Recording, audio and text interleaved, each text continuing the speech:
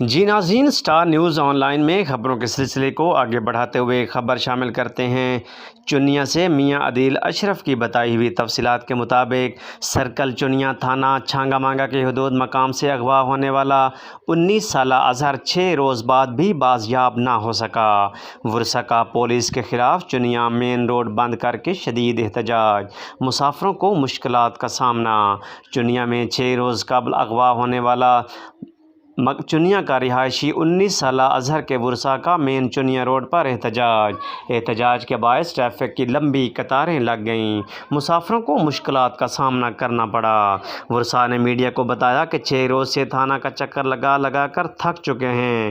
تھانہ چھانگا مانگا پولیس مغوی کو بازیاب نہیں کروا سکی۔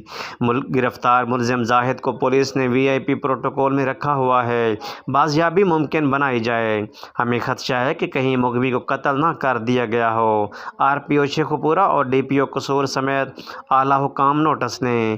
SHO چھانگا مانگا افتخار بخاری نے موقف میں کہا کہ مغوی کو بازیاب کروانے کے لیے ٹیمیں تشکیل دی گئی ہیں، جلد مغوی کو بازیاب کروا لیا جائے گا۔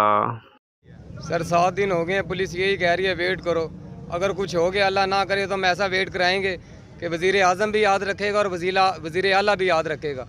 جن کا بچہ گم ہوا ہوتا ہے نا، ان کو تکلیف کا پتہ ہوتا ہے۔ 7 دن ہو گئے ہیں، ہمارے گھر میں جا کے دیکھیں ہمارا حال کیا ہے۔ یہ آرام سے بیٹھے ہوئے ہیں، تھانوں میں کھا رہے ہیں، سب کچھ کھا رہے ہیں۔ کہاں ہے وزیر اعظم صاحب جو کہتے تھے ہم غریبوں کو انصاف دیں گے؟ یہ انصاف ہے غریبوں کے لیے؟